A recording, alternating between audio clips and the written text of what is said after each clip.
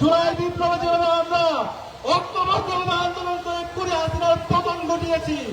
আজকে বিপ্লব পরবর্তী 16 মাস পরে ঐক্যবদ্ধ হলো আমাদের বাংলাদেশ ফিরিয়ে করার জন্য, আমাদের কমার দেবে ভারতের বিরুদ্ধে, দিল্লির বিরুদ্ধে আমাদের প্রতিবাদ প্রতিরোধ জারি রাখার জন্য এবং শরীফ ওসমান হাদি ভাইয়ের পর যে খুনি হাসিনা এবং তার দূষণরা হামলার সাথে জড়িত ছিল তাদের বিচার নিশ্চিত করার জন্য আমাদের ঐক্যবদ্ধ হইতে হবে।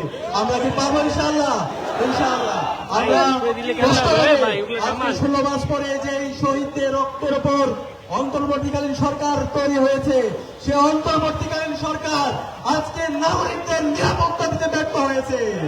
আজকে 72 ঘন্টা পার হওয়ার পরও অতর্ব আমাদের প্রশাসন অপরাধীদেরকে অ্যারেস্ট করতে ব্যর্থ হয়েছে। আমরা হুঁশিয়ার করতে চাই আমাদের ওসমান হাদি ভাইকে, যারা গুলি করেছে, যারা পরিকল্পনা করেছে, যারা পরামর্শ দিয়েছে, এই সকল দোষরদেরকে দ্রুত সময়ের মধ্যে অ্যারেস্ট করে বিচারের আওতায় নিয়ে আসতে হবে। একই সাথে বাংলাদেশে খুনি হাসিনা, নিষিদ্ধ আওয়ামী লীগ, যুবলীগ তাদের রাজনীতি করার